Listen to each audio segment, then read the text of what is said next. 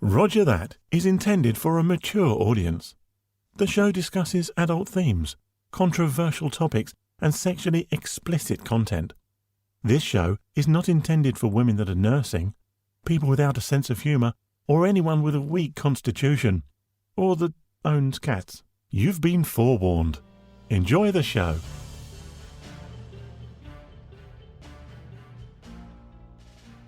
Hey guys, welcome to another episode of Roger That, featuring your co-hosts, Gorgo and Roger. Hey guys, glad to see you again. we are so glad you guys are still tuning in to us on this 11th episode of Roger Damn. That. The big 11. Is this the lucky one? 11 is a lucky number, right? Sure. Is it? No? I don't think so. I would type, but I'm not allowed to type while I talk. Oh man, okay, so Roger, what has been going on with you? Nothing much. Just work over here. It's been kind of shitty weather here in Houston, so most of the time I've been in, but just marathon training more, trying to at least go into the gym less, running more. So hating life. No, I love running now, but before it's definitely not enjoyable, but now it's at least tolerable. What about you? Not much here. I feel like I kind of like hit my breaking point at work. Just because like I've been working so much, and then the people that I mentioned the last episode, it was just a lot. So I was glad Friday I didn't have to go into work, and today I don't have to go to work, and then tomorrow I don't have to go to work. So I'm just excited to just like be in chill mode for the weekend. Other than that, I actually I had surgery last month, and I was finally cleared to work out. So I went to the gym yesterday for the first time, and I saw that. I saw that on your Snapchat. You had a big. You go to 24. What is your poison when it comes to gym? LA Fitness. LA Fitness. Yeah, you seem like an LA Fitness person. Because you want to socialize more than you want to work out. So. I was gonna say it's because I'm bougie. yeah, that. I had 24 in LA, and I never did what was that, Blast Fitness, but I really want to. They have pizza there. Fuck yeah. Wait. Planet Fitness. There you go, Planet Fitness. Sorry. So I want to go there. So I actually used to belong to Planet Fitness. What was it like in there? Tell me about it. There were like rows and rows and rows of treadmills. Oh man, what about the free weight? What is this free weight situation looking like? Good. I think it went up to like 50 or 60 pounds. Why is it like that's what you start with? Like, why would that be the heaviest? I hate those gyms. Damn it. The gym in my office is the same way. It goes up to 50s. So like when I go in there, I'm like, well, I guess I gotta go light today, So, but whatever. Oh man. Okay, so getting into the news. So our last, God, what is it, like 3 or 4 episodes, we have not covered any news. So we've missed quite a bit. So this episode is a little bit of a roundup of what we've missed / what's still an issue that's going on. So I have a couple of topics that we want to cover. We can't cover everything, obviously, because a lot has gone on. But I think these topics are good, except the one that you said that was gay. The one about a little puppy? Like, you never read that book? Like your parents No. didn't read that to you? Oh, that's a story? Okay, well then let's start with that. Let's talk about that little puppy. Turns how old? 75. Oh my God. Pokey Little Puppy. I'm going to have to look that up. I've never heard of that. Everyone in America has read the Pokey Little Puppy. Can you give me like a breakdown of that? Like, what was the resolution after all of that? I'm guessing that was an issue.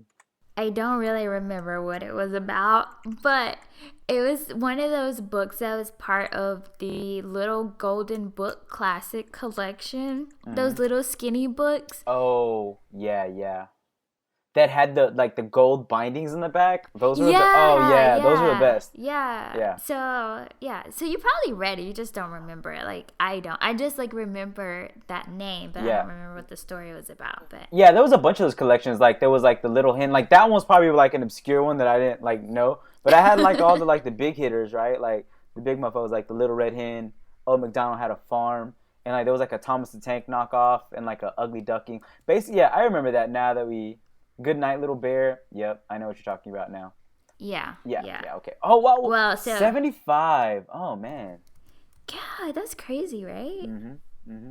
That is. I mean, it doesn't make me feel old, but you know, like when you're a kid and you're reading these books, like you don't think that they've been around forever because it just seems like something new and novel to you. And then here we are, and it's 75. But that's great that now. I mean, you can share. I mean, those kind of like lore, that kind of like those kind of like nursery rhymes and stories, they can get passed down generation, and then you can experience it again with your kid, right, or your kid's kid if you live kid's kid. You know, those kind of stories, they're always gonna come back around with a new generation, right? Like Beauty and the Beast and all that. Like these kids are like first seeing it. Some of them with Hermione. Lucky them, motherfuckers. They're seeing it with first Hermione like fucking a bull. You know, like that's their introduction to it, and that's great because the parent can also have that flashback. Like, oh, I remember when I first heard the story about that girl fucking that animal. Like, you know, it's a good wholesome family story. Oh, yes, because bestiality is so wholesome. Yeah. Don't knock it till you try it. I think I'm good, but... Yeah, me too. Yeah, I don't know about all that. All right, so... Oh, well, that's the first thing. We got that done. Go us. Boom. All right, so one of the big things that happened while we were on our little hiatus... Mm-hmm. The White House blocking media. So I don't know how you feel about that because I work in media. Ooh. So like for me, that's like almost like a slap in the face. You know, like our highest held position in the nation has blocked the media from a press conference. Like it just doesn't seem right, and it seems like it sets a dangerous precedent for them to bring back censorship or all of the acts that they used to have back around like Cold War times. Mm-hmm.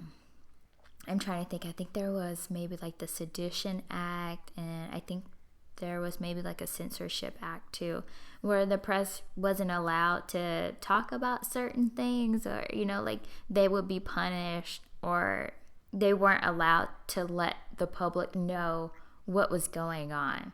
And so from all of that, you know, now we have the free press where basically, you know, people have a right to know what's going on, and it's the press's job to inform the masses.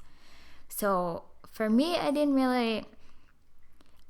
like it, but at the same time, when I was reading, I realized that they'd also created a media pool, and I don't know if anybody knows what that is, but it's basically they select a few different people from the media to come in and get the story or get the information, and then they come out and share it with everyone else. And that's not necessarily in and of itself different than what other presidents have done in the past, right? I mean, that's not unheard of for them to do that, right? I don't necessarily know that it's unheard of, but the more conservative ones were allowed, and then the more liberal ones were the ones who were banned, who couldn't go in. Mm-hmm. So I think that's where a lot of people had the issue. Like, you can't pick and choose your favorites. Like, in your mind, yes, you can, but you're supposed to see the media as a whole as equals. Yeah. And even though obviously, you know, some of them have a certain slant to their stories, but you're supposed to treat them equally. And so, like, for that, I think it was a big deal. And to go along with that, like, his whole rhetoric of, like, the media is lying and, you know, you're not supposed to trust them and, you know, trust him because he is, I don't want to say holier than thou, but, you know, like, he's, like, the beacon of truth. Yeah. And so, like, so you have this person who says this and who basically incites a distrust of the media, and then you are banning the media, specifically those that you have talked badly about. Mm-hmm. It just kind of, you know, it just sets the stage, and it kind of creates this vision for people who may be unaware or people who may not be as well informed, that like, oh, he's probably banning them because they're liars, so I'm not going to listen to them, so I'm not going to trust them. And then like that craziness just, it can grow. So obviously we have like the division of mainly, like CNN and Fox, your liberals and your conservative. But I can see that like growing from just those two separate sections to a complete distrust of all media, and then like only listening to the president as like your source of information. I can just see it spiraling out of control. That's how my mind that's what he did it for. He did it to kind of be the authoritative figure or like pivot himself against them, like saying that they're not, well, maybe not as qualified, but yeah, that they're perpetuating their own agenda, making kind of fake news. But that's kind of a reaction on his part, on Donald's part, to the rest of the media calling his news fake. So it's kind of like a, I'm not fake, you're fake kind of thing. He's attacking them, he's being offensive with it, selectively. And I think, like, to your point, some of the people or some of the news outlets that were kept in were, more, I guess, liberal, less conservative news outlets. It was CNN, right, which of course they're going to get kicked out. New York Times, Los Angeles Times, Politico, which is weird, right? I mean, BuzzFeed, BBC, Guardian, I think those were the ones that they specifically mentioned in there that were excluded from being in the meeting. But those are also some of the news outlets that were more critical and more attacking of him early in his election, and also when he was still, running for office. So I think maybe it was also a reaction to, him coming and attacking them for attacking him for so long. But that's kind of what's scary about Trump is, where and I think that this was something that's similar to when he, tried to quote unquote call out President Obama for wiretapping him. Like if things go bad, he finds someone else to attack. He wants to deflect and redirect blame or stories, because his internal crew, everything about his organization is just generating headlines that he needs to throw headlines out there also to kind of counteract the headlines going against him, if that makes sense. Yeah, no, that totally makes sense. And I am somewhat a fan of, telling your own story or shaping your own story. So if there are things out there about you that you feel are unfair or untrue, then putting, I guess, like your truths out there. Yeah. Like, I understand that mindset, but at the same time, I'm like, you're the president of the United States. I don't know that this is necessarily appropriate for you to be doing this. God, he is wildly inappropriate. But that's the platform that he ran on. So that's why we shouldn't be so, like, I guess, surprised by what he's doing. He ran on a platform of doing and saying shit that he wanted to do. So it would behoove us to think or to understand that when he was in the office, he's gonna be still tweeting, saying some crazy shit, having Twitter wars with motherfuckers, leaders of other nations. Like, this is our president. What pissed me off so much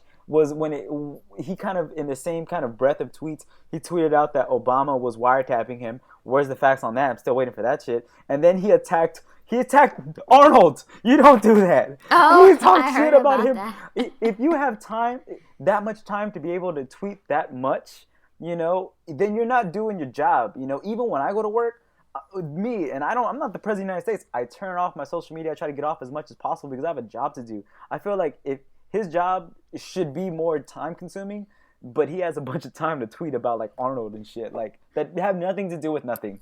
So the thing that made me like take pause on his whole Twitter beef with Arnold was the fact that he was saying that his show, or not his show, The Apprentice had the lowest ratings with Arnold there. But like they did some fact checking, and actually the season before it had the lowest ratings for the entire series. Yeah. And I was like, you can't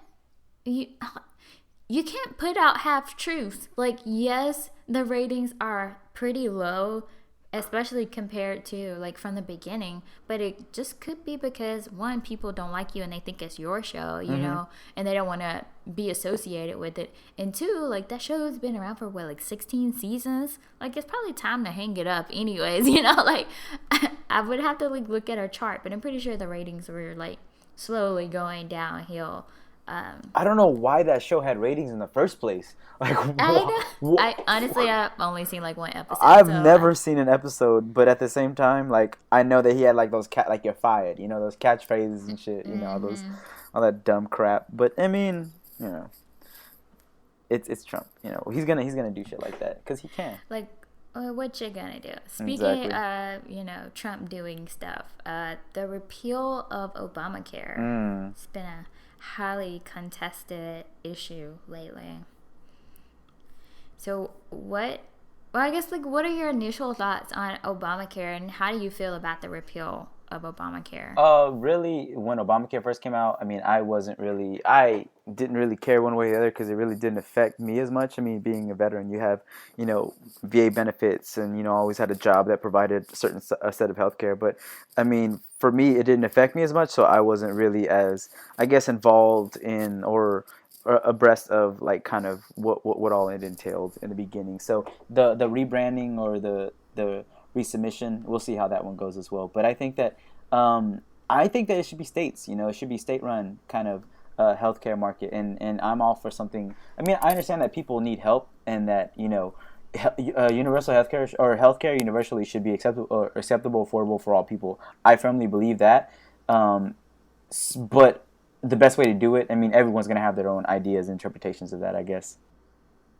So do you think healthcare is like a basic human right or like a privilege? I think that's a privilege. We have a lot of basic human rights, but at the same time, the access to affordable healthcare is probably, it's not something, I think that for Americans it's something that we expect, but in a lot of places, it's not a human right, or necessity. Yeah, and I think that's probably where as Americans, like, we kind of lose sight of how Exactly. well we have it. First world problems. Because first world problems. I have too much access to healthcare. I need to have healthcare. Like, motherfucker, I'm like, a lion's gonna eat me tomorrow. Like, that's my issue. Know, right? Yeah, I think that's where a lot of people kind of like miss. I personally don't think it's a right. I think it's a privilege. But I think, you should have access to it. How you pay for it, Yeah, exactly. Kind of, like, this is going to sound so horrible, but like, I personally don't want to pay more money just so you can have your health care paid for, because then that's taking away more privileges that I get to use my money, so Yeah. It's like, I don't know. I kind of feel like a shitty person saying that. Like, I want to help people and I do donate to charity, but I don't want to be forced to pay, even though technically I am. Like, I pay into Social Security and, all my taxes go to things that I haven't agreed to. Yeah. But an additional cost, I'm just like, oh, fuck, I get taxed as it is. Yeah. And I always owe taxes. So it's just like, it's annoying. But anyways, let's get away from the point. Yeah, no, I definitely understand that. Yeah, for sure. And I think that, I mean, the right to choose, if anything, not the necessity to have it, but the right to choose if you want to opt into that or not. And that was one of the biggest parts of the Affordable Care Act that I didn't like, because that made me go in and have to be seen by a doctor and all that shit. I don't like that. So, like, I was like, fuck, I don't want to get taxed again for not having healthcare, even though I could have easily had access to it. I was like, well, but then again, it did motivate me to actually get, like, a health screening and shit, So I was like, no, I don't want to know. Like, I don't want to know if I have, like, high blood pressure or cholesterol. Leave me alone. Yeah. I mean, I can definitely see the benefits of making everyone have some type of healthcare insurance, because, if you have it and you're paying for it, then it increases the likelihood that you'll use it.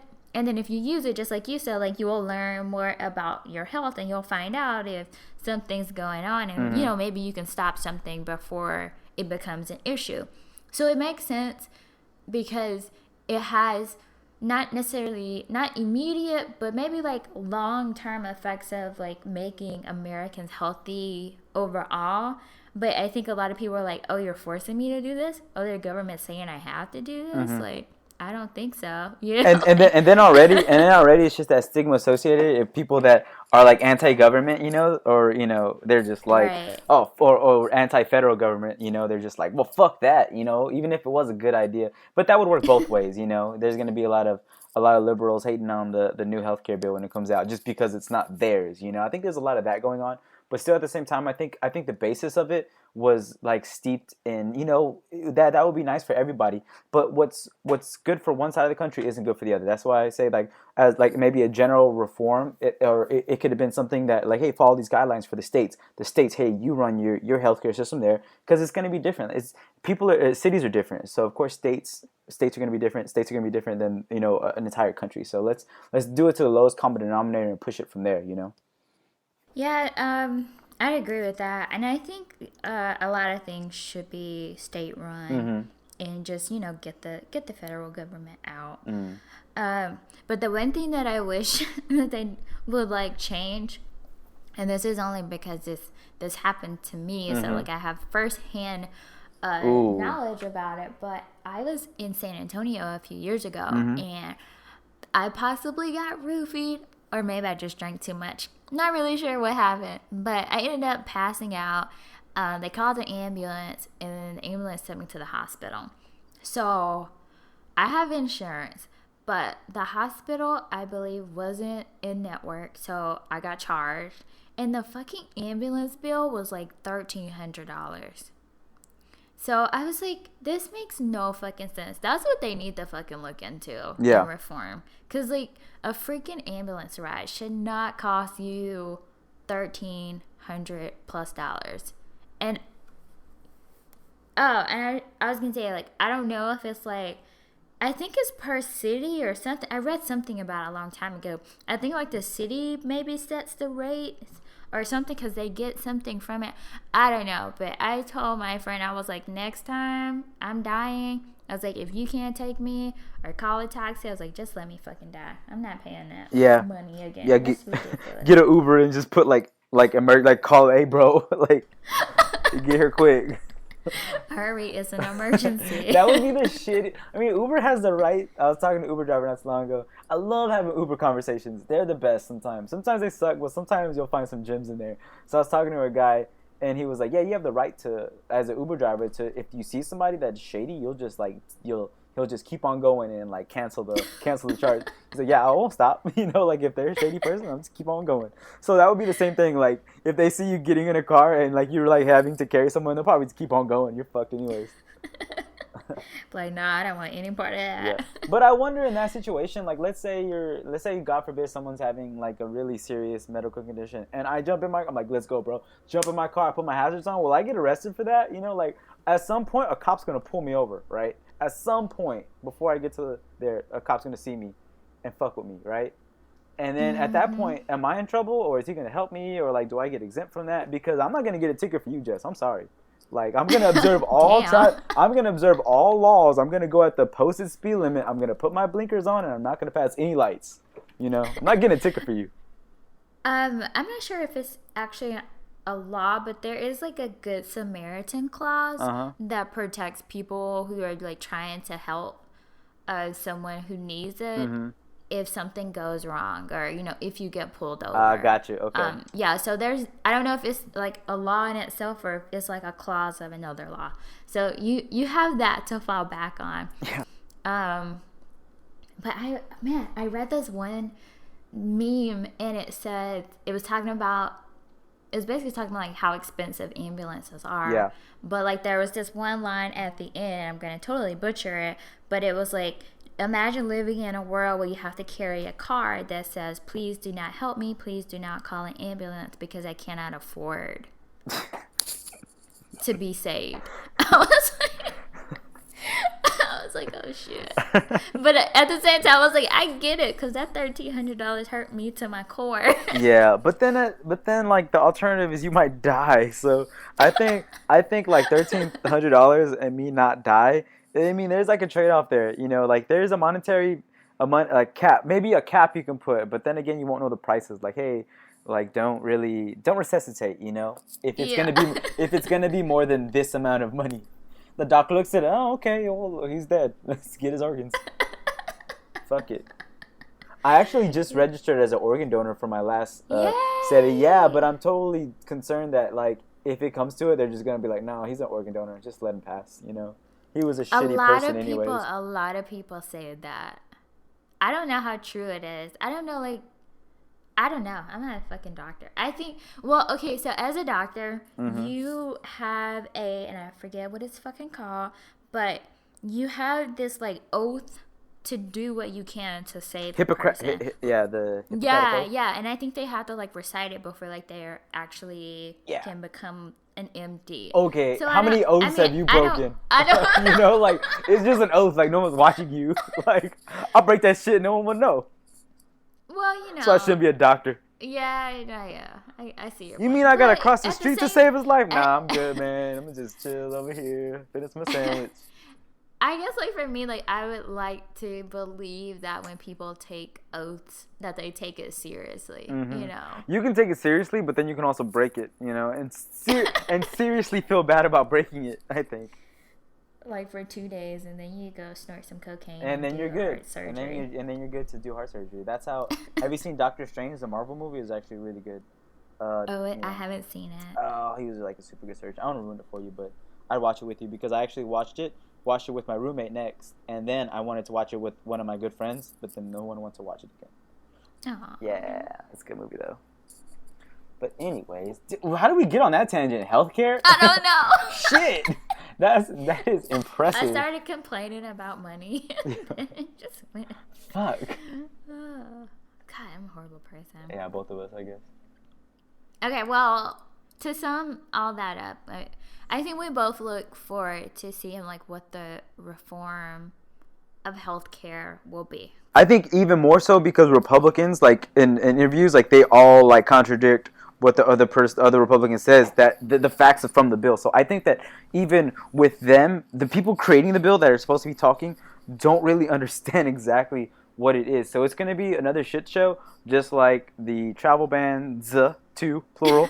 You know, like, but that's what people wanted when they voted for Trump. They wanted someone to come in that was an outsider, didn't have any kind of political, I guess, background, clout, experience, to come in and head the biggest political body in the world. So yeah, they wanted someone to come in and shake things up. Well, it's and shooken. He has lived up to it 110%. Dog, have you seen Obama? He looks like he's having a blast. You know, like, jeans. He got rid of the dad jeans. Now they're a little tighter. He looks like he's actually Benjamin Buttoning a little bit. You know, he's getting a little younger. His salt and pepper is still there, but, like, his lines are down as much in his face, and he's just totally like he's wearing a button down, right? But his top button is, you know, open, so he looks like cooler. You know, he's just a cool guy, man. I feel like Obama, him not being the president anymore, could be almost like I forget what it's called. I'm losing all my words, but you know, like when some guy, like, gets out of prison and he's free. Oh yeah, yeah. Like, that's what he reminds me of, like, someone who's, like, been in prison for, like, a long time, like 8 years, and, like, he's finally free. But in this situation, like, he's super rich, and he goes to, like, his own private islands and, like, hangs out and looks super cool all the time. Yeah, but pretty much the same scenario, I think. But I'm just waiting for Michelle to run. You know, in the next election, she's gonna fuck everybody up. You know. Did you hear Oprah said that? She didn't say that she was going to run, but she was, you know, she put the thought in people's head that she could run. Dude, I'd be down with that. I felt like if Oprah ran, I think she would win. Because she has white people, black people, women. Yeah. And men. But that's another, I'm telling you, that's another Chicagonian in office. Like, they're going to push the Chicago agenda, you know, like, whatever that is, like gangs and killing and all that shit. Like, where all these politicians come from Chicago? It's corrupt as shit over there. Everyone's dying, like the highest murder capital of the United States and shit. Like, what is it? Like, if someone dies every second or some crazy shit like that? It's not that. That's ridiculous, yeah. That's why I have not been to Chicago. Oh, man. But I hear, like, is it north or central? Or I can't remember what part of Chicago. It's, like, really nice. But I'm just like, I don't want to chance it. Yeah. Anything, I think, above... Anything like north is good, and like, I don't know. I've been to Chicago only once, but I stayed in like downtown areas, so I didn't really, like, inside of that loop. I think it's called when it's over there, but I didn't really get to walk around anywhere cool. Yeah, I did. Did you ever get that link I sent you to that podcast? It's a NPR podcast. I think we've talked about it before. Basically, it's called Tech News Tonight, and what they do is they talk about, just a bunch of tech news. Really cool. I think it's actually a daily or every other day podcast. But one of the latest episodes they had was actually about. There was a few things in there, but one of the big ones that started off was the WikiLeaks leak. And there's a really good Wall Street Journal video that gets like 3 or 4 minutes, kind of explaining the Vault 7 leak, and that's what they're calling the trove. I think it's 8,761 documents that were potentially or supposedly released from WikiLeaks that were from the CIA.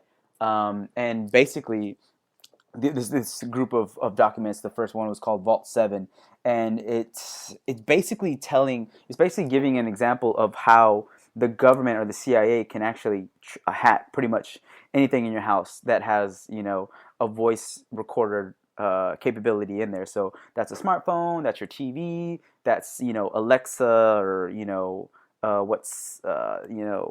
the Apple device, anything that can be kind of turned on and transmitted. They have ways or backdoors to get into it. That was one of the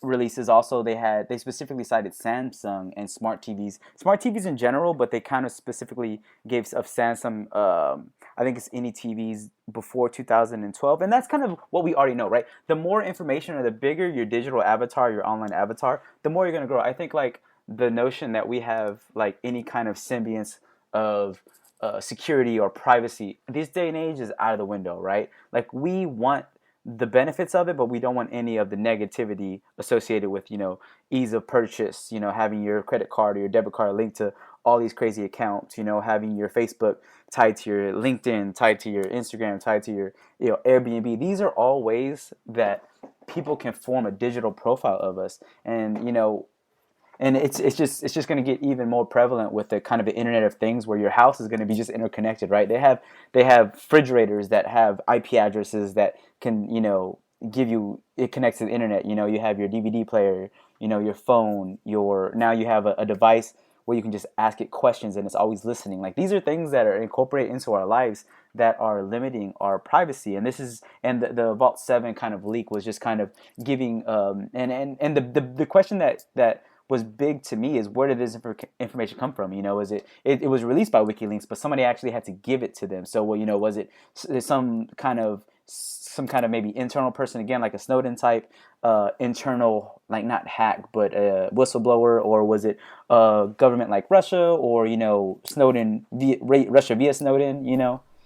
Yeah, I heard that it was an insider from the CIA that released the information to WikiLeaks. That released it to them, yeah. Yeah, that's what I heard. And they're still scratching the surface. Like I think this broke early this week, like Monday or Tuesday, and that was just the tip of the iceberg. I mean, they're just now companies like Google and Facebook and Apple. They have their own people looking at these to kind of try to harden their own internal devices, because actually one of the more interesting ones was how they kind of released like a blueprint or idea of how the CIA could kind of hack quote unquote secure. They are secure encrypted messaging devices like WhatsApp, Signal, Telegram. These applications that people that tout being secure and encrypted, and that's true. But what the CIA can do is actually the underlying device. So if you have an Apple, the iOS, which is the operating software that runs your device, they actually break into that using like 0-day bugs and just different kind of basically like 0-day bug would be like if no one has patched that specific issue, then no one knows about it basically, but the people that are exploiting it, and they actually get into your operating system that way. And instead of tracking what the messaging app says, once it's encrypted, they just get it before it goes to the app. So while you're typing it, or screenshots of your own device. So those are ways that they can actually get into it. And I think that I think now people are kind of just mute to this at this point, because we already know that the government is doing it, or that they can do it. But it's not just governments. Everyone has this access as well. Like other governments, they have their own versions and flavors of this. This is just the internal CIA documents that were leaked recently. So how do you feel about that? Like, are you for it or are you against it? Like, what's your stance on it? See, I think there's good and bad ways to do it, but I don't like, for me, like WikiLeaks it's great, and it's great, it's good, it's bad, because I think that just like any other, like we talked about these political affiliated or political swinging websites or news outlets like Politico, BuzzFeed, CNN, whatever your poison is. This is kind of the same, but with nations, though, because who's giving them this information and how they sent it and how they diffuse it is totally up to them, So that's the scarier part for me, is that, this, and I know like the argument, like if you release all this, it can put people in danger and in jeopardy. I get that argument, but I also get that people should know, what's happening, sometimes. So I can see both sides of this, honestly. But the bigger question for me is, like, are they leaking it for an agenda? Like case in point, the whole Clinton email hack or email scandal. Nothing was ever, found that really like set it off. But they released those documents in such a manner that it put it in people's heads, 2 weeks leading up to the election. That's when they did it systematically. They could have done it two ways. They could have done a big dump at once, or they could have released it slowly over time so it stays fresh in their minds. And that's what they did in order to swing the election, which to me discredits them from being kind of I want to say partisan. They have an agenda, they have a side, just like everyone else. So this is dangerous in that case to me.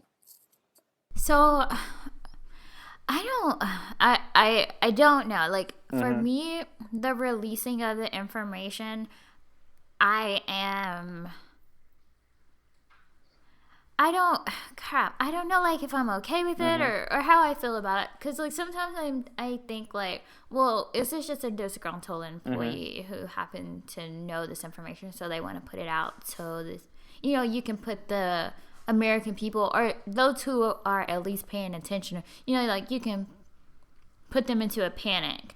Or are they releasing this information because, like, they truly feel like it's something we need to know, or because something down the pipeline is coming to where it's like, okay, you need to know this. Like, not so much that the CIA is hacking or it has the ability to hack into our personal electronics, but that maybe personal attacks are going to come down the line where different governments, just to kind of shake up the U.S., like, different governments can come in and, like, attack maybe 100,000 people and just, like, wipe out their bank accounts or whatever, like, put them into, like, this complete just disastrous situation. So, yeah, I'm like, yeah, I don't know what the purpose is. But I don't know that I have an issue with the CIA spying on Americans. Like, obviously, I think it's illegal, but at the same time, I'm like, well, what if... Is there spying a matter of national security or not? Like, that's where I'm at. Like, if you feel like you need to hack into our stuff to make sure we're not planning something, and not just necessarily, like, violent extremists or... Muslim extremists or whatever, but just like your everyday Americans who do violent acts against each other. Like, if they're doing it to find a way to decrease the chances of something catastrophic happening to Americans, I'm okay with that, because I can take the good with the bad. And also, I'm like, well, if you don't have anything to hide, then why should you care? But at the same time, I'm like, oh, but privacy. Yeah, I'm like all over the place. So that actually made me, when I was listening to it, it made me think about that, because for the longest time, I kind of had that sentiment, like, I don't have anything to hide, so I don't give a shit. But then, why do you have one of the articles talk about, like, that's a great argument. And then it made me think, because it was like, why do you have curtains on your house? You want a semblance of privacy. You want to think that you can be private, and that's why we do it. We don't want people in our personal lives, so we put curtains on our walls, or we put doors up in our houses. So I used to think that this is kind of same as that, like, oh yeah, I don't have anything to hide, so why bother? But it's when you start giving up things willingly that people can start taking things easily. So I think it's just like, once you give it, you can't get it up. Once you give a little bit, you're not going to get that back. So yeah, and that's a good point. And here I thought people just put up doors to keep out vermin. No. Oh, man. Vermin. No, my dogs are expert small animal killer. They're a team. Do your dogs do that? One of my dogs is a Shiba Inu. So he's bred, like, I think Shiba means bush, like literally bush. in Japanese or something like that. And I think Inu's dog or some shit. But basically, he likes to go in bush piles and like chase out rats. And my other dog's like, oh, cool, let's fuck some shit. Like squirrels, especially, they will fucking own a squirrel's face. Like they're some ruthless killers. They're cute as fuck, but they're like one of them's literally bred to just ferret out small game and rodents. So leave my door open. They'll have a fucking ball. They'll throw up on my floor again, you asshole. Poor doggies. But shit. No, my dogs don't kill anything. They're pacifists just like you. Hey. Oh, that was so good. Cool. But so before we get off of the Wikileaks, I thought that one of the interesting one of the more interesting ones was of course that kind of WhatsApp and kind of the back door behind just getting into your OS, but also kind of how you can, even turning off your device, they actually develop kind of the software that makes it so, you know, it looks like your light's off of your phone or on your smart TV, your Samsung, whatever, that can turn the light off, but actually it's still in a powered mode where it's recording what you're saying. And I think last year or 2 years ago, Samsung released a statement, you know, that was saying, hey, don't get too close to your TV when you're talking about, you know, private matters, which is crazy. You're in your house, but you can't say anything privately. Where's privacy at these days? Out the window, out my curtain that I have closed because I want some privacy. It's out of the window. Well, I think your curtains are for privacy. Your window is to keep you safe from the elements. No, I love the elements. I love them. It's raining right now, so maybe not right now, but I can't remember where I heard it, but I know that there are some courts that are trying to subpoena audio from an Amazon Dot or Echo. I don't know which one, because someone was murdered and they were like, well, they had this device in their house, so they want to subpoena the audio from it to see if they can get some information as to why it happened. I think they may know who did it. I can't remember if they want. I think they know who did it, but they want to know like the motives behind it, or if there were some warning signs or something. I don't really remember, but I was just like, whoa. I was like, that is so crazy. And it kind of makes me want to get one now because like I live alone, so like it might be good like if someone breaks into my house and I could just say, Echo, call 911 real quick or something, or Echo. Oh, are you gonna rate me? Well, let's hold on. He's kind of cute. Call 911 in about 30 minutes. Boom. Oh, you really shouldn't diminish the severity of rape, but okay. Oh, I'm sorry. So, okay, while we're talking, well, not really talking about rape, but while you brought it up, one quick thing that I just want to touch on really quick, and I would love to get your opinion on it, and it's because it's kind of a big deal in Texas, student-teacher relationships. So I know specifically in Austin, there's this case where this teacher, she had two sexual relationships with two 17-year-olds. Wait. The kids were 17? That's not rape. It's in Texas, legal age is 17. So, boom, she's off, right? No, she has. She doesn't have to register as a sex offender, but she's on probation for 10 years, I believe, and obviously she can't ever work in a school again. But so that was kind of my thinking. So I was like, well, they're 17, like who cares? Like, why is this news? But they were talking about the, you know, like the mentor-mentee, the you know, that trusted relationship that a teacher is supposed to have, and then for them to use that relationship for some kind of sexual gratification. Her last name's Way. Yo, I'm sorry, she's hot. If I was in high school, she could take advantage of me anytime. She's a hottie.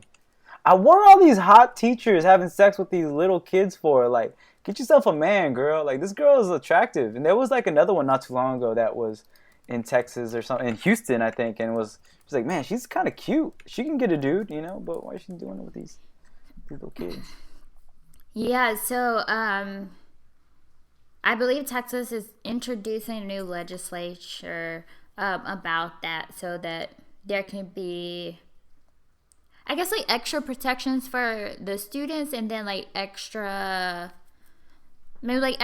punishments for the offender Yeah, I mean, I can, if I was in high school or middle school, I'd be all about that life. But I really never had attractive teachers like that. So maybe if it was an ugly teacher, I wouldn't be cool with that. I was thinking about that. I was like, I don't remember any of my teachers in high school or middle school like being young or being attractive. Like they all seem like old and moody.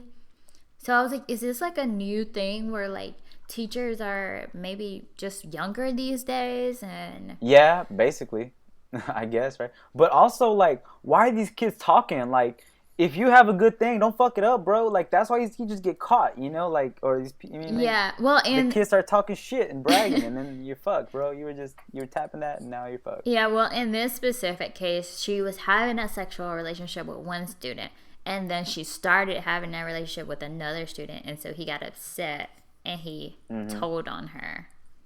Yeah, man, what a little pussy telling her like that. God, I really don't want to say this because like I feel like it's gonna make me sound like a horrible person again, but we're past that point, I think. I know, of but us like, both sounding like horrible people. I know, but like sometimes like I have seen like younger guys who maybe like 18, 19 that look really good, but like I would never talk to them because like for me like the mental maturity is more important than like how they look physically. Yeah. But I'm just like, I can see how, you know, a young, attractive teacher can get wrapped into that whole thing. I'm not saying it's okay, but I can see, you know, like you see them maybe every day, you share a laugh or you flirt a little bit, you touch flirt an arm. a little bit. Yeah. Yeah, like, and I feel like in my everyday life, like I flirt a little bit with people just to get what I want. So like I can see that happening where you just, you know, one day you just take it too far and then you're next thing you know you're having sex with one of your students and you can't stop because maybe it makes you feel good or whatever. I'm not saying that it's okay, but at the same time I'm just like this is why I would never be a high school teacher. Like people have asked me to if I would sub. I'm like, nope, I'm not going to jail because if I see some senior and he looks good, like I probably can't control my hormones and I know they can't control their hormones. So like I personally wouldn't put myself in that situation because the dick makes me weak a lot of times. Yeah, you probably shouldn't be a teacher. Even like college or like, you know, maybe not even college because you can still get in trouble for that, which is what she did, right? She didn't get anything like jail time, but she pleaded guilty to having improper relations with a student. So it's not like as severe as, you know, it being illegal necessarily for age, but more because she was a teacher, I guess. I don't know what the... Yeah, it was, basically. So it's just like an improper relationship and it's not a good look. But it also just seems like it's been happening a lot over the last 2 years. So I don't know. Oh, state law prohibits teachers from having sex with students. Now, does that extend past high school? So if I'm a college teacher, you know, can I get down with the student or like? See, you know? I feel like if your student is a college student and they're 18, they're an adult. So I don't. Oh yeah. I don't think there's a law that prohibits that unless you know like they're incapacitated in some form. But if they're a willing participant and they're 18. Right on the desk. It's not proper. It's, you know, it's probably not okay and you could probably lose your job. You know what? Maybe each university has some rule against. Yeah, I'm sure that's what it is. It's subject to kind of the university for doing that.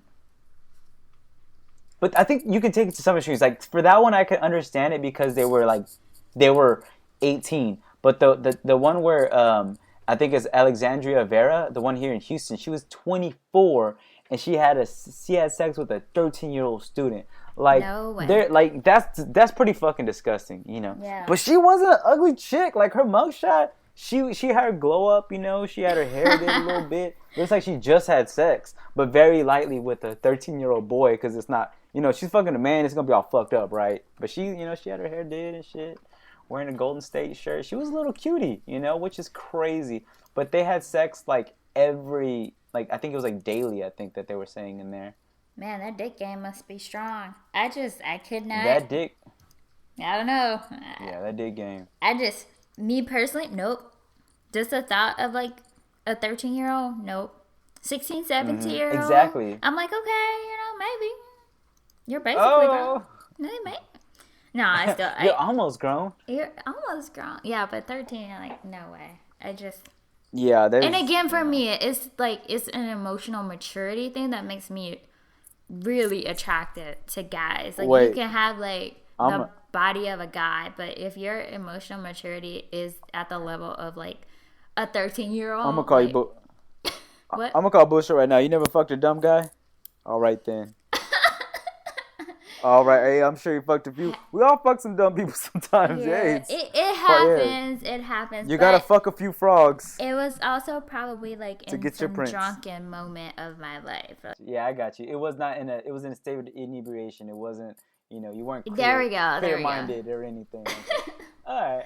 Like, you're so dumb, but you're hot, so, I'll take one for the team. You're hot, and I'm drunk, so let's do it.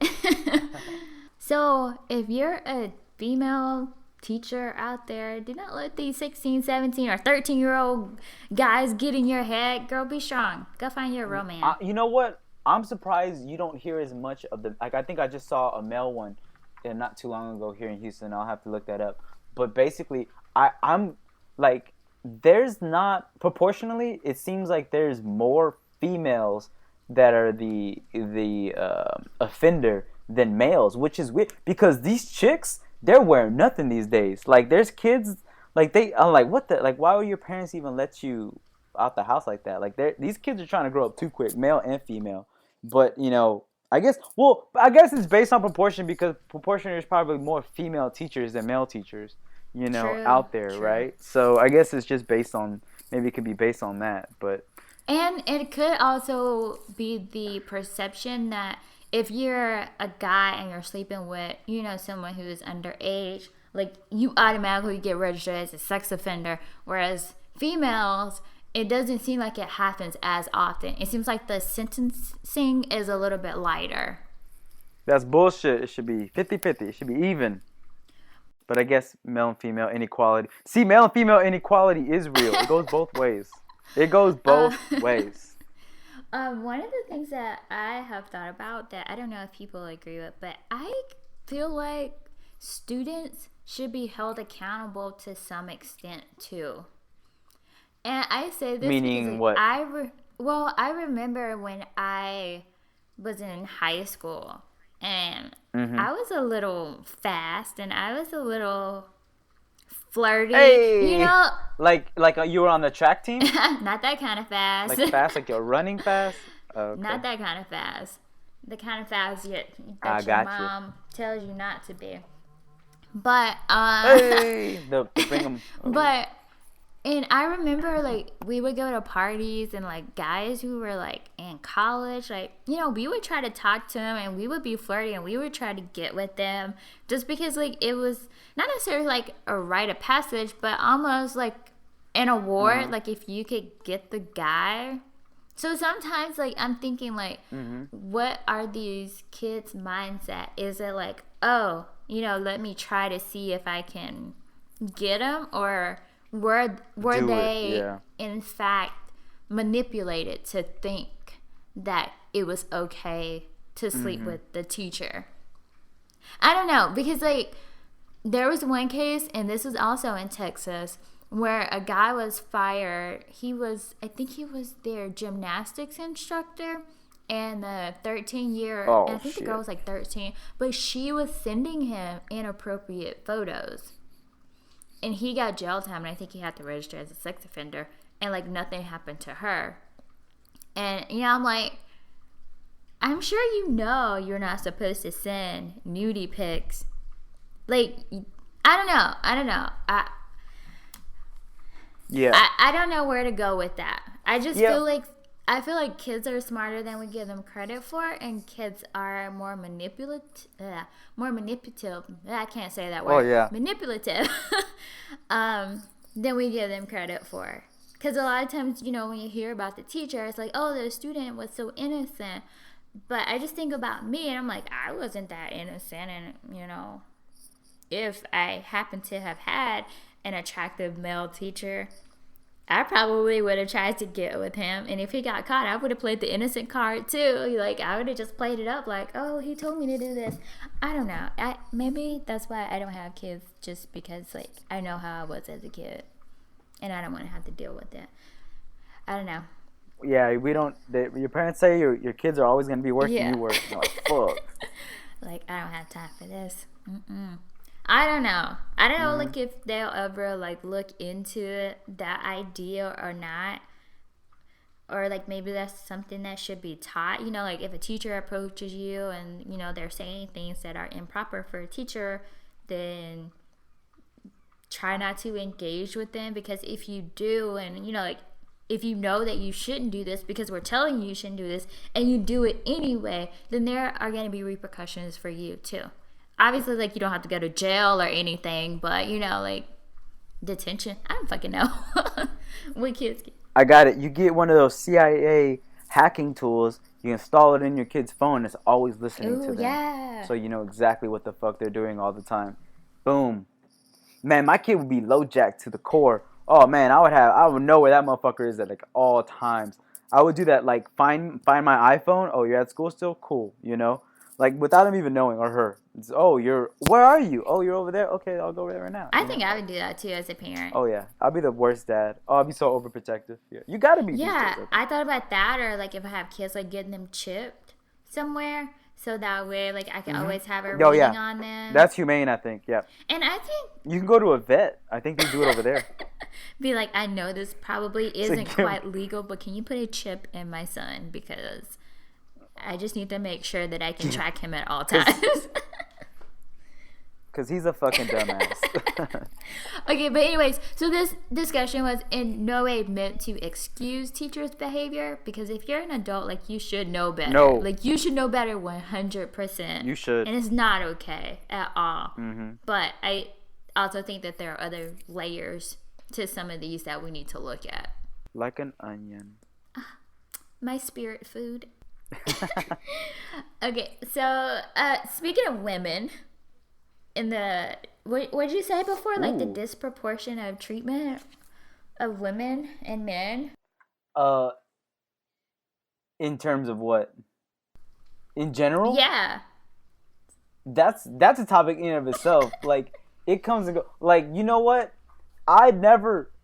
Well, for me, it's a little different, but women just get things that men don't, and men get things that women don't. It's never going to be the same. It's never going to be 50-50. But I felt that National Day Without a Woman, Women's Day, you know, International Women's Day, I thought that was the perfect time, again, for females to kind of come together to more or less stake their claim, to assert their power, to not go to work, to you know, you don't buy anything from a major retail store unless you really have to. That was a perfect opportunity. You know who I saw at work? A bunch of chicks, but they were like, but we're wearing red. And I was like, no, you're still being very, like, you're still being very active, and, you know, when you're not supposed to be. But I think that this was, like, definitely, it was a good idea, but, like, it's not feasible, I think, because of the women that I knew that I talked to. Like, all of them, every single one of them went to work. Including me. You know, but including you. Everyone went to work. And it's because sometimes you agree with the movement, you agree with the message, but you just can't carry out what it is. But had you done that, it would have went a long way in proving, you know, that you should be treated the same, that you know, it's this, you know, you have a big impact. You know, wearing red is kind of like a cop-out, and going to work is kind of like a cop-out, you know, to that. But, I mean, I understand how it goes. You know, offices will get shut down, you know, like, you know, hospital will fucking stop running. That was the whole point. But that's what it was about, disrupting. That's the whole point of it. But at the same time, I feel like people like me, like, I just can't just not show up to work. Like, that's not how You could have. That's the point. That's the point. No. To show your power. To show I'm woman, and then they would show their power in firing my ass. So I'm just like, what do I care about more? And you could have probably sued their ass off. I don't know. Like, I don't know. I just thought it was a perfect opportunity, but again, women don't stick together. And it was a good opportunity, but I don't think they quite accomplished what they wanted to accomplish just because of what you said.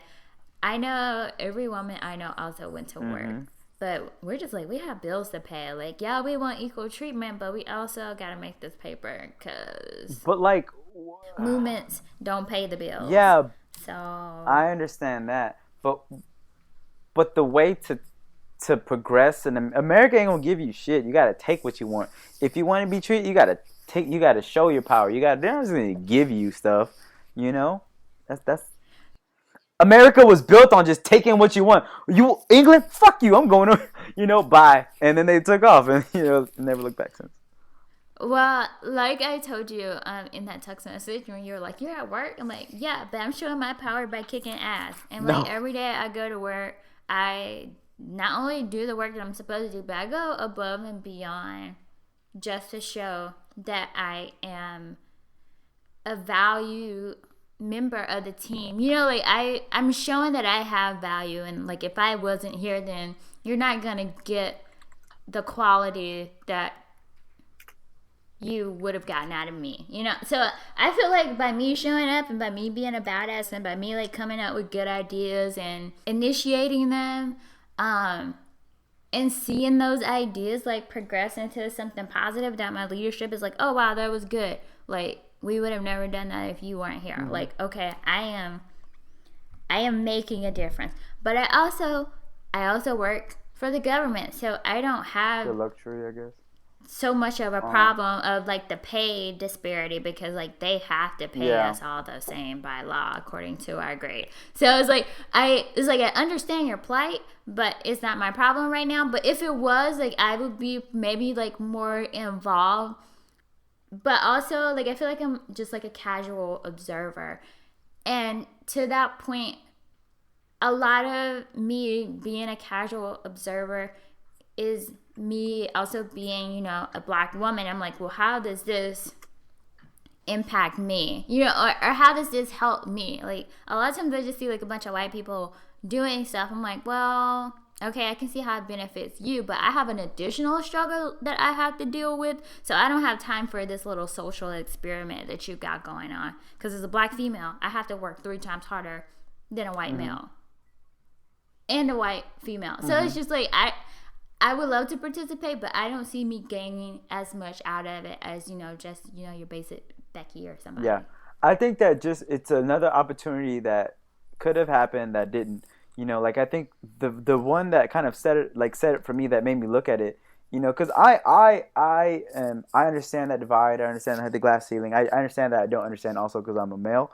But at the same time, I think for women to surpass things, they're gonna have to come together more or less at some point, and kind of perpetuate that, not agenda, but that vision, And I thought the perfect opportunity was voting for Hillary Clinton, because generally, women and men kind of tend to go along party lines, and that's how this election went.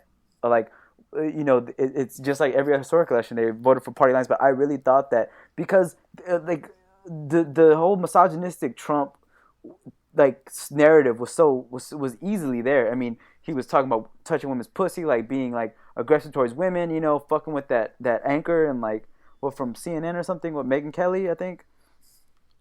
He's talking shit to her, like being very like abrasive and cavalier and just dismissive of women in general for his whole election. And then I thought that was kind of going to be a polarizing thing, and that why women would like come in droves for Hillary, and that just didn't happen, and that's one of the things that needed to happen for her to win. And I think that her being elected would have, you can say what you want about like maybe her personal characters or whatever, saying one thing and doing another, which is all Trump has done since he's been elected to fucking office, saying one thing and doing another. But, well, I guess more or less he has with certain issues. But, because he kind of knew what you were going to get for the most part. But that was a perfect time for like her to like break the highest ceiling there is, being elected to run the nation. And then from there she could have more passed the female agenda or the female progressiveness that other, I guess, minorities and groups and figures that feel discriminated against have been pushed, recently, in the past 8 years for sure, more progressive style, and that was going to be like the woman's like thing that I thought, and then it just never happened because women fucking shitted on Hillary Clinton. So y'all didn't stick together then, y'all didn't stick together for National Women's Day, y'all need to come sticking together so y'all can go and make as much as me. No, I'm just kidding, I don't want y'all to make as much as me. 30% less is, man, that's a big gap though. 30% less for doing the same job. Oof, don't go into the civilian world, girl. You're going to be real mad. Well, I think my personality is, I want to get paid for equal work. So I'm going to go and fucking ask for it. I'm not just going to take what you offer. You know why you shouldn't get it? Because you get free drinks and it all comes out in the wash. Like you go out and guys buy you drinks. Like, that's where my extra 30% goes for buying you drinks. So it's all the same. It all comes out in the wash. There are certain things socially that you get that I don't get, And so that pay is just another thing that I get that you don't get. Like, it's a give and take, girl. It's never going to be 50-50, but it all comes out in the wash. Do you think that people way, way, way above our pay grades, like, thought about that? Like, what should we do? Like, well, we should pay women less because they get free shit all the time anyways. No, I think it's they just, don't need I think as it's much money. inherent. It's just in there. Yeah, it's just the way it was. So it's the way it was in the beginning. Women had to fight for all that stuff. Even the right to work, they had to fight for that in some cases. They have to fight for everything to get what they want. So it's just one of the things that comes later. You don't break a glass ceiling in a day. You chip at it for fucking 3 decades, and then you finally get somewhere closer, and then you're finally a little bit closer. Yes, I have rights. Yes, I can work. Yes, I can vote. Like, you just slowly get. You don't just get it out of the gate. So we should probably see equal pay in about 10, 15 years. They did like a study. It was like in 2020 something. No, I'm sorry, 2020. It was like if it keeps on going at the rate, I'll find it and I'll let you know. But it's something like astronomically long, like 200 years or some crazy shit like that. Oh shit! That it would even out. Yeah, that it would finally even out if it goes like at the current pace that it's going now. Wow. Now, I'm gonna have to find where I read that from and I'll send it to you. But it's actually a pretty good read. Maybe we could put it in some show notes. Yeah, basically, if women are fucked. Well, to your point of women sticking together, if all the women in America would have, stood together in solidarity and not shown up, 84% of teachers across, preschool, kindergarten, whatever, 84% are female. So, wow. Yeah. If you needed to go to the bank for any reason, 85% are female bank tellers. So if you had a dentist appointment, 78% of dental hygienists and dental assistants are female. If you need to do your taxes, 63% of tax preparers are women, and 78% of physicians, surgeons, and registered nurses are female. Okay. They group those all together, but I feel that they shouldn't have been grouped together because it dissuades kind of what the figures are. Because nurses should be as separate than physicians in those. Like, those are just two distinctions there. I mean, I think that they put that in there to show that. If you look at the percentage of doctors, I wonder if it'd be more male than female. Yeah, I think there are more actual physicians and surgeons that are male than female. But you're not just going to go straight to a physician. You're not just going to go straight to a surgeon. You have to go through your nurses or your physician assistants to get to that next level. I think that's why they grouped them all together, because you can't really have one without the other. But those are two different levels of job. Like, if you're saying the bank teller, there's 80 whatever percent of theirs. But the corporate backing of the bank, what's that makeup look like? Male to female ratio. They're giving those positions specifically because of course they are female led. But what it's saying is, if you need to cash your paycheck, 85% of bank tellers are female. So if you needed to go into the bank to do something, you could not do it. That corporate level banker isn't gonna come down and do that shit. I don't think so. Yeah, but no, not at all. Oh, so it's just telling you if you need this hypothetical very pointed, very dissuaded view of a day. Like, oh, I have to do this, and then I have to go cash a check that who the fuck goes into a bank anymore, and then I have to go get my teeth cleaned, and then I have to go, like, yeah, if that was my day, if that's literally what I had to do that day, then I would agree with you. But you're making you're putting industries like in there that are, you know what I'm saying? Well, I mean, no, it's a whole list of all these different things. It's just saying, if you had to do one of these things, which dropping off kids, people do 5 days out of the week. 84% of your teachers are female. So, like, if they didn't show up, like, that would put you in a serious bind. So, if the women would have stood together in solidarity and just have not shown up, like, you can imagine, like, how screwed people would be. Oh, that was. And I don't even think it's necessarily like a small percentage of people, because every day you have a dentist, somebody has a dentist appointment. Every day someone has to go see a physician. Every day someone has to do something. And so it's I missed that was the point of the day. Yeah, okay, we'll see it. So it would have been very effective having a day without a woman. Yeah. Unfortunately, that will never be the case, because y'all won't stick together and stick to some shit. Just like when I ask you what you want to eat. I don't know. What do you want to eat? I want sushi. I don't want sushi. Well, tell me what you goddamn want to eat. Can't make up your mind, man. Then you can't decide. Then you can't decide not to go to work. That's fucked up. We should just do this again a different day. They may keep trying. It may happen. I think they will. One day I'm gonna not go to work on that day, and my boss gonna ask me why. I was like, solidarity. I stand in line. I should have done that. Damn it! I should have done that. Why did you come work, Roger? Well, I'm in favor of women improvement and empowerment. So I'm sorry. Sorry that I'm so in line with women. You say you're like a male feminist. I'm a male. I'm more of a feminist than some females. I want to say than 50% of the females I know. You're probably more of a feminist than I am. Oh, I know that's true. Yeah, I've been wanting to ask you what you're having as females anyway. Like, so hating, like, fuck them. But I mean, in 2020, when Michelle or Oprah runs, or a Michelle Oprah ticket, boom, that door is gonna swing. Men need to enjoy it while they can, because when Oprah or Michelle Obama get in office, oh man, they're fucking it all up, man. They're switching that whole status quo. Oh yeah. We are now going to talk about Rex Tillerson and his dealings with the Turkish government. The one that I sent you, the where he has ties to like Turkey, when he was actually when he was in the campaign, or when he when they were running the campaign, and after he still was getting, like, I think it was like $600,000 to be a foreign agent. And foreign agent, it doesn't mean like a secret agent. It just means like someone acting in observance of, or in lieu of, or in, like, representing, basically, a really prominent Turkish businessman who had ties to the Turkish government. Like, that's literally who was our national security advisor. Fuck, man. Like, the conflict of interest is so serious with like pretty much every decision he's ever made. Like, it's just, why?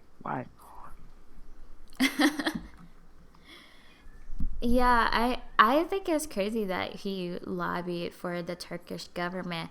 And I read a little bit of what was it? His op-ed that he did, where he was basically condemning. Oh, did you? How was it?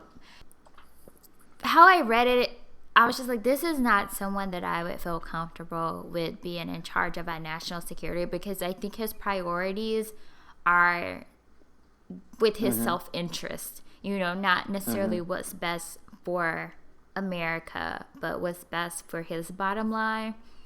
And so that kind of prompted me to, like, look into, like, our relationship with Turkey, and how it's one of our like valued allies, especially in that part of the world. Like, they're basically like the buffer between, like, us and the Middle East, and, like, all of our operations, especially since they opened up their military bases to the US.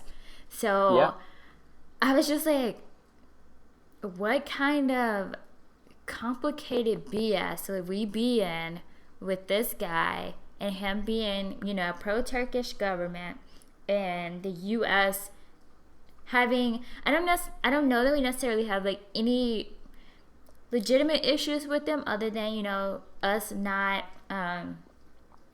sending that guy over that they blamed for the coup. But to me that seems like one of those relationships that could deteriorate fairly easily, and then like he would be like caught in the middle, and like, you know, what decisions would he make to make sure that he appeases, or at least somewhat appeases, both Turkey and both the U.S. So I think it was a good call for him to step down, but I also think it's very fucked up that this was someone that the Trump administration entrusted with this huge responsibility of our national security. Yeah. And he was literally sitting in intelligence briefings when Donald Trump was the candidate and then elected to office, and he was still getting, you know, $500,000 from to lobby on behalf of the Turkish government. But like this whole Turkey thing, he never actually registered as a foreign agent. He was pressured by the Department of Defense, the Justice Department recently, to come out as a foreign agent. So he wouldn't have even said anything, and we wouldn't have even known this if they didn't pressure him to do it in the first place. Like, that's just moral character. Shady? You know, it's just Yeah, like not shady. there. Yo, dude, like what? Like this, and this person was in charge of our national security. It boggles the mind. You know, it doesn't make me feel good. And I mean, already, like, I don't want to bring it back to, you know, Trump or whatever, but I already, like, decisions that he's been made, and he's been in the office 3 months or some shit. This is insane that we have this much to talk about. But at the same time, I was actually having this conversation before, like, the breadth of the news that we get like this, like that we get every week, every day, you know. Every time I look at my phone, it's saying, the news says, well, Trump did some crazy shit again. But, like, at first it was more shocking, and then it started getting less and less shocking. But then I kind of got numb to it. And then I thought about it, and I was like, once we get numb to it, that's when, and we stop fact checking, and we stop bringing up these issues. That's when we start getting complacent with the fake news, with the lies, with the issues, with the scandals, with the bad decisions. And once you're complacent with it, that's when it kills you. So I think that even though it sucks to always have to talk about Trump, it's needed too, because, you know, that shock value isn't going to be there, but you still have to care about this shit, you know? Yeah, and I think the more that at least outlets like this and, you know, other podcasters who talk about the news, like, the more that they, you know, dissect the news and give it to the people just so that it's out there, so that they know what's going on, the better off those who pay attention will be. Yeah. The rest of you fuckers, you're on your own. But don't give a shit. Yeah. Yeah. And I think that's why it's important for people to, like, I mean, not just us, like, because when I hear something or I read something, I don't take that as the authoritative figure in that. I take it as, oh, that was interesting. Let me go look at it and form my own interpretation, my own ideas. I'm not trying to push any kind of leftist, right, center agenda on anyone. I just want to give the news with a creative spin or a different type to kind of get people, and maybe you're similar, to think about things on their own, to go research it, to go look into their own, and go define or develop their own ideas, you know? Yeah, and I'm a huge champion of the idea of developing your own ideas, like, thinking critically. Like, I feel like there are not enough people who think critically. They just take what's given to them and they say, okay. Personally, I am always like, I don't know. Let me look into this more. Let me see. You're very argumentative. I am. And it's not just because I think that I'm right. It's because I'm trying to have another maybe. But it's because I'm trying to put out another train of thought. And sometimes when you do that, the other person, if they are truly, like, listening, then they can say, oh, I didn't think about this, and then say, oh, but what about this? You know, like, I don't know the word that I'm looking for, but it allows it to expand between just this and that, or left and right. Because I always try to look at things from every possible angle that I can to come up with my opinion. And then sometimes I just look at things as how it best serves my interests. Yeah, I always encourage critical thinking, and I always encourage people to get their news sources from at least 3 different places. So, you know, like, if you want, get your left side, your leftist, get your rightist, get your center. And then, you know, compare the facts and see what you get. Yeah. What I like to do is I like to listen to NPR on the news, right? And if you're in Houston, NPR is 88.7. They're really good, have really good news during the day and have really good programming on the weekends. But also I like to like read like really like I think leftist facing like Vox or something like that. But then I go to Drudge Report and say, okay, give me all the shit, or like Fox News, like, oh, give me all the crap that I need to hear over here. And then you put it all together and just form your own goddamn ideas. Because every publication, every podcast, they're gonna spin it, you know, they're gonna push it the way that they want to. And it's all perceptions and it's all positions, you know, and just form your own. That's the big thing. Just listen to it, hear it, absorb it, form your own. I completely agree, so I don't have anything to add. And with that, we're going to close out this episode of Roger Episode That. 11. Episode 11. Man, I've seen podcasts go for less, you know? Like episodes, so that's I think that's good. Like they only made it like 10. Yeah, like sometimes I'll look up 10. And then there'll be like 4 episodes. Like, what the fuck? And they're like one a month. Like, what the? You did not give a shit, did you? Well, that would do it for this episode of Roger That. If you enjoyed the show, be sure to subscribe for more episodes like this. You can find us on iTunes, Google Play, Stitcher, TuneIn, anywhere you listen to your favorite shows. Or you can always check out our shows on our website. That's RogerThatPodcast.com. RogerThatPodcast.com. Don't forget, we're also social. You can find us on Facebook and Instagram, both at Roger That Podcast. Our audio is also available on YouTube. Be sure to follow me, Gorgo, on Twitter at @notyour_queen. Until next time, stay opinionated, my friends. Gorgo out. And Roger That.